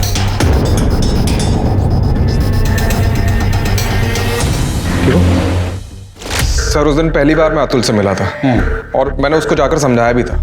समझाया था या धमकी दी थी? या समझाते हुए धमकी दी थी? सर वो प्यार से मानने वाला थोड़ी था सर। शादी के पहले और शादी में होते हुए भी शिल्पा के साथ गाली गलौज, मारपीट, बस यही करता था वो। अतुल? सर ये अतुल जनजीवन पार्टी की अध्यक्ष प्रेक्षा भारती का बेटा है। सर ये शिल्पा के फादर इसी पार्टी से नगर सेवक थे। शिल्पा के मौत के दिन कहाँ थे तुम? पुलिस स्टेशन में था। देख, इन्वेस्टिगेशन में झूठा बयान देना क्राइम है, पता है तेरे को? शिल्पा मेरी वजह से प्रेग्नेंट हुई तो तुम्हारी बीवी है ना, वो हो सकता है ना ऐसा? ये नहीं हो सकता। क्यों? हम दोनों के बीच में कभी सेक्स हुआ ही नहीं, तो वो बच्चा मेरा कैसे होगा? कहां से आया बच्चा? हमको नाबालिग समझ रहा है? हाँ, पति पत्नी के बीच कुछ संबंध नहीं, ऐसा कभी हो सकता है? नहीं नहीं, ऐसा हो सकता है जब तुम्हारे में कुछ कमी हो। है कुछ कमी तुम्हारे में? कमी? मुझ में कोई कमी नहीं है। फिर तुमने डिवोर्स क्यों दिया था उसको? अपनी पॉलिटिकल पावर बढ़ाने के लिए महादेव पाटिल ने शिल्पा की शादी मुझसे जबरदस्ती करवाई थी। शिल्पा ने मुझसे शादी की, लेकिन दिन रात झगड़ा करती थी मुझसे। अपने बाबा पे भी नाराज थी। ये दिन रात के झगड़ों से मैं बहुत तंग आ गया था, इसलिए डिवोर्स दिया मैंने उसे। और डिवोर्स के बाद भी तुम उसके आगे पीछे घूमते थे। धमकी दी थी ना तुमने उसको? मैंने धमकी दी थी। एक बात बताओ, शिल्पा के मौत के दिन कहाँ थे तुम? मैं अपने घर में ही था। शिरके, ये शिल्पा की मौत प्यार, सेक्स और धोखा इसकी वजह से नहीं, बल्कि किसी और वजह से हुई है। ये सुधीर, हो सकता है उसने उसको टॉर्चर किया हो और सुसाइड के लिए मजबूर किया हो, या उसके फादर, या उसका पहले वाला पति अतुल। उसका फादर तो पॉलिटिशियन है, पावर और कुर्सी के लिए कुछ भी कर सकते हैं, और शिल्पा की वजह से उनकी इमेज भी थोड़ी गड़बड़ हो गई थी। पर मीनाक्षी का कहना है कि उस दिन शिल्पा अकेली घर पे थी, तो हो सकता है इस बात का इन तीनों में से किसी ने फायदा उठाया, घर पे आए, शिल्पा का सर दीवार पे पटका। शिल्पा की forensic report? Sir forensic report के हिसाब से शिल्पा के ब्लड में एक ऐसी दवाई के ट्रेसेस मिले हैं जिसे रेगुलर लेने से हार्ट बीट बढ़ने लगती। क्या? और आदमी कुछ दिनों में हार्ट अटैक से मर सकता है। अगर शिल्पा का मर्डर नहीं भी हुआ होता तो ये दवाई लेने की वजह से वो अपने आप हार्ट अटैक की वजह से मर जाती। और जाहिर है कि ये दवा शिल्पा खुद होके नहीं ले रही होगी, उसको कोई दे रहा होगा। सर, इंस्पेक्टर सुधीर ने हमसे झूठ कहा था कि उसकी पत्नी मायके में अपने पिता की तबीयत की वजह से। ऐसा नहीं है सर, वो सुधीर की वजह से अपने मायके में है। उसने सुधीर के खिलाफ डिवोर्स फाइल किया है सर। और एक बात सर, जिस दिन जिस टाइम शिल्पा की मौत हुई थी उस वक्त इंस्पेक्टर सुधीर भी पुलिस स्टेशन में मौजूद नहीं था। यहाँ के पुलिस स्टेशन के स्टाफ से मैंने पता किया। पता करो कहाँ था, उसका मोबाइल लोकेशन चेक करो। राइट।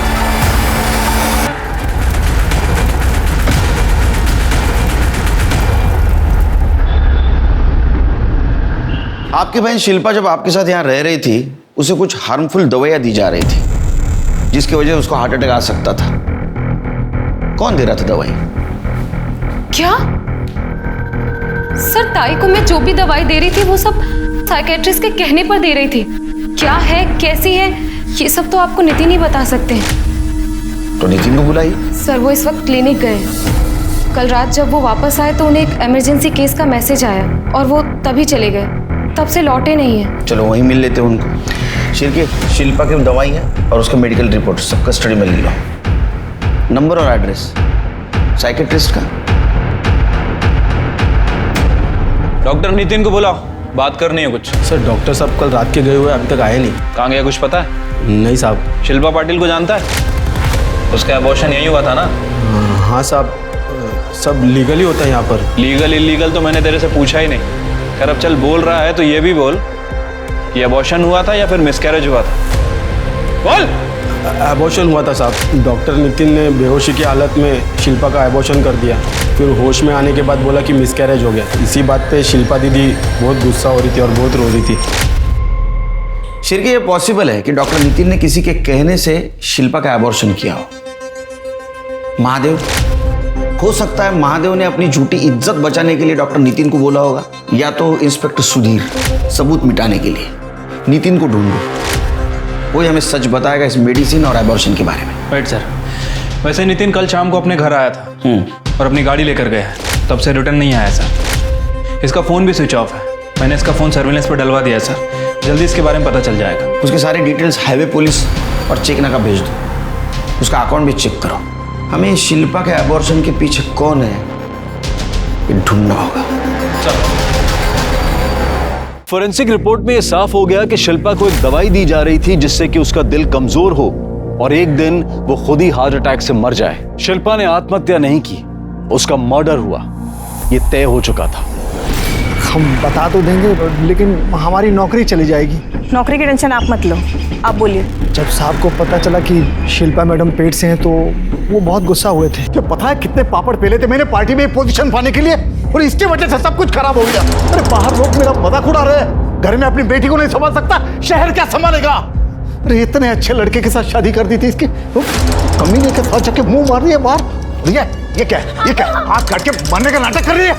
मर जाना।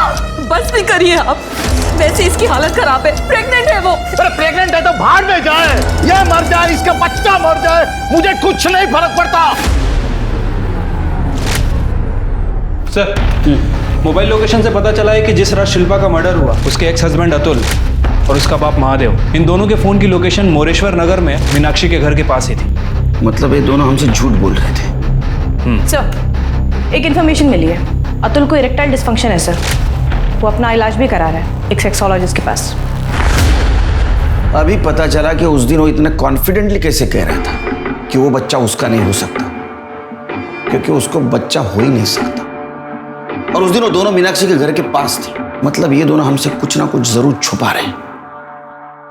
उठाओ उनको। उस दिन मैं थोड़ा गुस्से में था, इसलिए ज्यादा बोल गया। लेकिन मैं क्यों मारूंगा मेरी बेटी को, क्यों करूंगा उसका अबॉर्शन?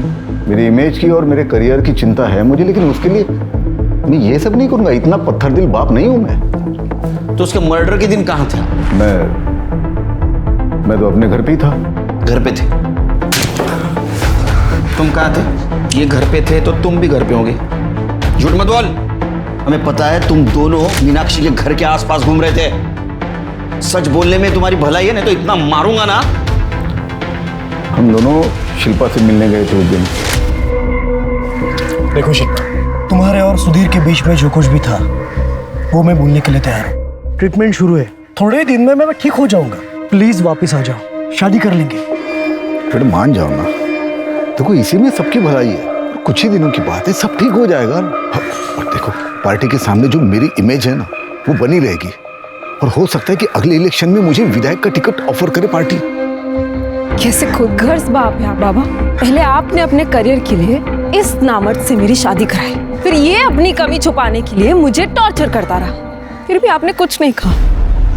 और अब जब मैं इससे आजाद हो गई हूँ तो आप मुझे इसी के पास वापस जाने के लिए कह रहे। उसके बाद सुधीर ने मुझे धोखा दिया, कोई विश्वास करने के लायक ही नहीं।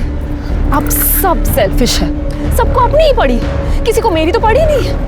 कहाँ जाऊं, क्या करूं, कुछ समझ में नहीं आ रहा।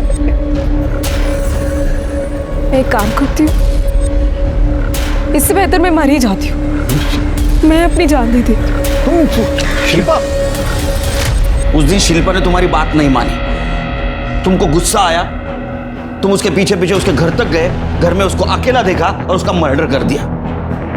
नहीं सर, ऐसे कुछ नहीं हुआ, हमने कुछ नहीं किया। अच्छा एक बात बताओ, डॉक्टर नितिन को मजबूर किया था ना शिल्पा को कुछ दवाई देने के लिए, जिसकी वजह से कुछ दिन के बाद उसका दिल कमजोर हो जाता और उसको हार्ट अटैक आ जाता और मर जाती। क्या लालच क्या दिया था डॉक्टर को? ये आप क्या बोल रहे हो? शिल्पा को इस तरह की कोई दवाई दी जा रही थी? ये तो आपसे पहली बार मालूम पड़ रहा है मुझे। इनके आंकड़ा ऐसे नहीं जाएगी, इनको डालो अंदर जेल में। हेलो ओ नेता, चला जा आता। सर मैं आपको कितने बार बता चुका हूँ, जिस समय शिल्पा की मौत हुई मैं पुलिस स्टेशन में था। देख तू झूठ बोल रहा है, तेरे कॉल डिटेल्स हैं हमारे पास। तू उस वक्त मोरेश्वर नगर के आसपास था। देख पहले ही तू डिपार्टमेंट का नाम मिट्टी में मिला चुका है, सच बोल। तो तेरे को भी मालूम है झूठ बोलने वाले इंसान के साथ पुलिस क्या बर्ताव करती है। वहाँ एक कॉल गर्ल है, उससे मिलने गया था। चल के पता करो सच बोल रहा है क्या।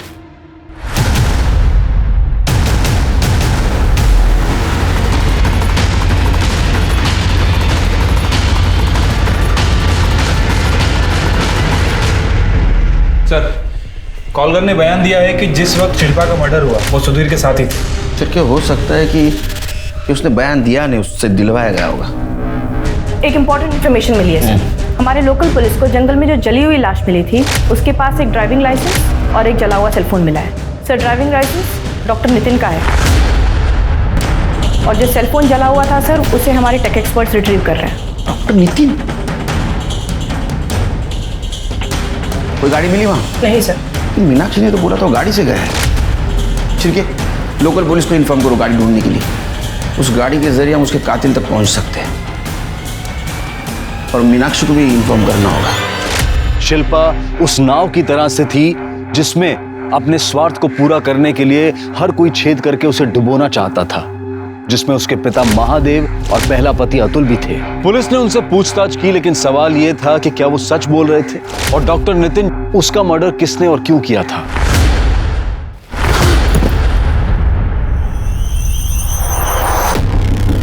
I am so sorry. हमें ऐसा लगता है कि शिल्पा और नितिन के मर्डर केस में कुछ ना कुछ कनेक्शन जरूर है, लेकिन वो कनेक्शन सुधीर नहीं है, क्योंकि हमारी इंक्वायरी में ऐसा पता चला है कि जिस दिन शिल्पा का मर्डर हुआ उस दिन सुधीर यहाँ मौजूद नहीं था। आपको किसी के ऊपर शक जो शिल्पा और नितिन को नुकसान पहुंचा सकता था? नितिन का तो पता नहीं, लेकिन शिल्पा ताई को वो जरूर नुकसान पहुंचा सकता है। वो कौन? रॉकी, हमारे कॉलोनी का ही लड़का है, बहुत ही आवारा है, दिन भर घूमता रहता है, गंदी गंदी वीडियोस बनाता है। एक दिन उसने शिल्पा ताई के साथ भी बदतमीजी करने की कोशिश की। मेरा उससे झगड़ा भी हुआ था। वो हमें ऐसे देख रहा था जैसे कि खा जाएगा। सर मीनाक्षी ने बिना मेरी बात सुने थप्पड़ मार दिया। सर गुस्सा तो आएगा ना सर। ये कैप तेरे लिए लकी है, निकाल अनलकी हो जाएगी। निकाल। तो हीरो बनता है। सर मैं उसे घूर नहीं रहा था, मैं तो देख रहा था। उस दिन शिल्पा ऐसे इधर उधर भटक रही थी, उसे तो अपने कपड़ों तक का होश नहीं था। उसका दुपट्टा नीचे गिर रहा था, लोग उसे घूर घूर कर देख रहे थे। मैंने तो बस उसका दुपट्टा ठीक किया था, लेकिन मीनाक्षी को लगा मैं उसे छेड़ रहा था। अच्छा, तो तू भला आदमी है। बिल्कुल हूँ सर। कमीना तो डॉक्टर नितिन था, जिसके कहने पे मीनाक्षी आपको उल्टा भड़का रही है। वो कमीना अपने क्लिनिक में प्रेग्नेंट औरतों के गर्भ के लिंग का परीक्षण करता था सर, जो कि इलीगल है। मैं उसी का पर्दाफाश करने के लिए वो वीडियो बना रहा था, लेकिन उस नितिन को पता चल गया। तब से वो दोनों पति पत्नी मुझसे खार खाने लगे। सर आई शपथ, मैंने किसी को नहीं मारा। अच्छा, तू क्या वीडियो बनाता है दिखा जरा, देखते तो कितना समाज कार्य कर रहा है। देखिए सर मैं कुछ गलत नहीं कर रहा था, मैं तो उल्टा दूसरों की मदद करने की कोशिश कर रहा हूँ। चिरगी, इसके सारे वीडियो चेक करो। सर डॉक्टर नितिन का जो जला हुआ फ़ोन मिला था और उससे जो डेटा रिट्रीव हुआ है सर, उससे पता चला है कि डॉक्टर नितिन और सुधीर आपस में इंटरनेट कॉल किया करते थे। अच्छा। दोनों की मैसेज ऐप पर भी काफ़ी चैट हुआ करती थी सर। एक मैसेज से यह भी पता चला है कि सुधीर ने डॉक्टर नितिन को शिल्पा का एबॉर्शन करने के लिए कहा था। उसने सर यहाँ तक कहा था कि शिल्पा का मर्डर कर दो, जिसके बदले में वो डॉक्टर नितिन को कुछ पैसे भी देगा और साथ ही साथ उसके क्लिनिक में जितनी इलीगल एक्टिविटीज़ हो रही थी सबको इग्नोर कर देगा।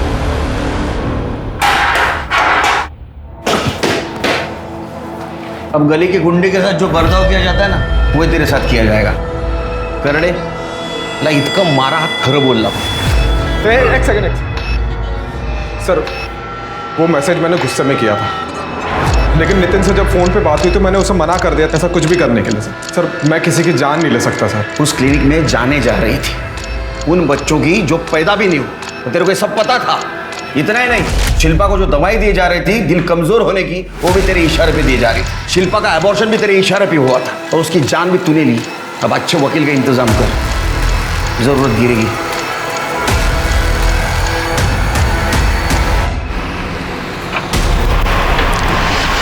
गाड़ी कागज दिखाओ। मेरी गाड़ी पे नंबर कुछ अलग है, इस पे कुछ अलग, ऐसा क्यों? अरे वो सब ये गाड़ी मुझे मेरे भाव ने दी है। वो बोल रहा था कि कुछ नंबर का प्रॉब्लम है, लेकिन वो ठीक कर देगा साहब। नाम क्या तेरा? किशन। नाम भी अलग है। पेपर पे डॉक्टर नितिन मुराजकल लिखा हुआ है। गाड़ी साइड लगाओ। अरे साहब वो बोला ना, लगा साइड लगा।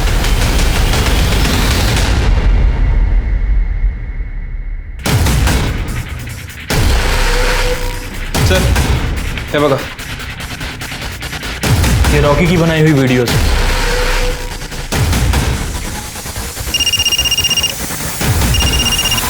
हॅलो, हां काय किसनराव, कसं चाललंय? ठीक है साहब। पता? हाँ बोल, डॉक्टर नितिन की गाड़ी क्यों लेके गया था? तो सूर बाहर निकालूंगा तेरा।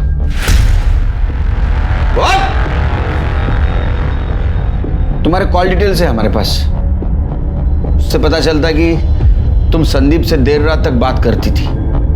कुछ सबूत भी है हमारे पास, उससे पता चलता है तुम्हारा और संदीप का अफेयर चल रहा था। पिक्चर देखोगी चिरके? क्या दिख रहा है इसमें? हाँ, अब एक्सप्लेन करता हूं। जिस दिन शिल्पा का मर्डर हुआ उस दिन पहले शिल्पा घर आई, उस वक्त तुम घर पे थी। तुम घर से बाहर निकली, कुछ देर के बाद फिर से घर आई, लेकिन तुम्हारे पहले बयान में तुमने क्या बताया हमें कि जिस दिन शिल्पा की मौत हुई वो घर पे अकेली थी। तो झूठ बोला था ना तुमने? सच बताओ। सर मैं बताती हूँ सर, मेरा और संदीप का कॉलेज टाइम से ही अफेयर चल रहा था। गुड। और कॉलेज खत्म होते होते हमारा अफेयर भी खत्म हो गया। मुझे मालूम था कि बाबा कभी भी एक स्मॉल टाउन जर्नलिस्ट से मेरी शादी नहीं कराएंगे, इसलिए मैंने भी चुपचाप नितिन से शादी कर ली। फिर एक दिन मुझे मार्केट में संदीप मिला और हमारा अफेयर फिर से शुरू हो गया। लेकिन ये बात बाबा को पता चल गई। उन्होंने अपने इमेज और करियर के लिए मुझे संदीप को छोड़ने के लिए कहा, लेकिन हम फिर भी छुप छुप कर मिलते रहे। सब कुछ ठीक चल रहा था। ताई की डेथ हो चुकी थी, उस रात वो घर नहीं आने वाले थे, इसलिए मैंने संदीप को कॉल करके घर बुलाया था। लेकिन सर वो अचानक से घर आ गए। उन्होंने ना डोर बेल बजाई ना ही डोर नॉक किया, इसलिए मुझे कोई आवाज़ भी सुनाई नहीं दी। मैं बाथरूम में नहा रही थी और मेरा फ़ोन बेड पर पड़ा था जिसमें संदीप का कॉल आ रहा था, और वो कॉल नितिन ने देख लिया था। कॉल कट होने के बाद संदीप के मैसेज आए जो मेरे मोबाइल स्क्रीन पर शो हो रहे थे, और वो मैसेज नितिन ने देख लिया।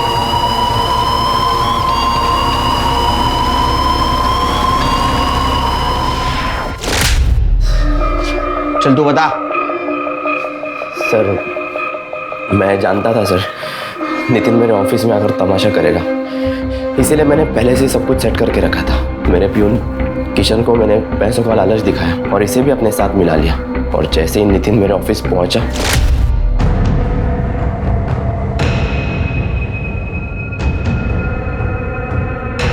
अबे ये साले ऐसे न्याय दिलाएगा तू? जब मैं पता तो न्याय कैसे दिलाता? मेरी बीवी के साथ सोता है तू? किशनराव बांसुरी बाजवा। मेरे मन में लालच आ गया साहब। मैंने सोचा कि गाड़ी बेचूंगा तो मुझे पैसा मिलेगा, इसलिए मैं नंबर प्लेट चेंज करके गाड़ी लेके जा रहा था। तभी नासिक में पकड़ा गया साहब। शिल्पा को क्यों मारा?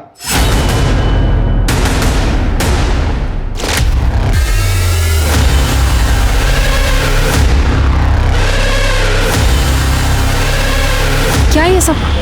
हाँ, तूने बोला था दोस्त है वो तेरा। शर्म नहीं आती एक शादीशुदा आदमी से अफेयर करते हुए? आपको आई थी ताई? आपने भी तो शादीशुदा आदमी से अफेयर रखा था ना? मुझे पता नहीं था वो शादीशुदा है और मेरा डिवोर्स हो चुका है। तू खुद एक शादी में है और तू देख रही है उस गलती की सजा मैं अब तक भुगत रही हूँ। देख देख अभी भी वक्त है, मत कर ये सब। नितिन वो बेचारा तुझसे कितना प्यार करता है, तू उसे धोखा दे रही है। तूने ये सब खत्म नहीं किया ना तो मैं नितिन को बता दूंगी। ताई बहुत ही सीधी थी, उन्हें कोई कुछ भी कहता था वो आसानी से मान जाती थी, इसलिए मैंने भी कुछ भी झूठ मूठ बोलकर उन्हें मना लिया। लेकिन मुझे डर था कि अगर वो दोबारा हमें साथ में देखेंगी तो वो नितिन को सब कुछ सच सच बता देंगी। ताई बहुत ही फिजूल के उसूल टाइप की लड़की थी, उनकी तबीयत धीरे धीरे बिगड़ती जा रही थी। फिर उस दिन वो जब घर आई वो अपना सर दीवार से पटकने लगी और उसके बाद मैं घर से निकल गई। कुछ देर बाद सब्जी लेकर मार्केट से वापस आई ताकि आप सब लोगों को मुझ पर यकीन हो जाए। मैंने जानबूझकर सारा इल्जाम इंस्पेक्टर सुधीर पर लगा दिया ताकि मुझ पर किसी का ध्यान न जाए। तुमने अपनी गलती छुपाने के लिए अपनी सगी बहन को मार दिया जिसको तुम्हारे सहारे की जरूरत थी। इतना ने अपने पति को भी मार दिया और तुम न्याय के ठेकेदार। बाहरी दुनिया से तो हम सब सतर्क रहने की कोशिश करते हैं, लेकिन जब घर में ही असुरक्षा हो, स्वार्थी लोगों का झुंड हो, तब क्या करें? कैसे पहचानें उनके स्वार्थ को? दरअसल ये बहुत मुश्किल है। इसके लिए अपने विवेक का इस्तेमाल करें। झूठ, फरेब, दिखावा ये कहीं भी पाया जा सकता है, अपनों में भी और अपने में भी। और अगर इनमें से कोई भी चीज हमें अपने अंदर आती दिखाई दे तो जरूरत है सतर्क होने की, क्योंकि ये हमें भी अपराधी बनाने की हद तक ले जा सकती है। और ये ना सिर्फ आपकी बल्कि दूसरों की जिंदगी के लिए भी घातक हो सकता है। अब मैं अनूप सोनी आपसे विदा लेता हूं, फिर मुलाकात होगी क्राइम पेट्रोल सतर्क में एक और नए केस के साथ।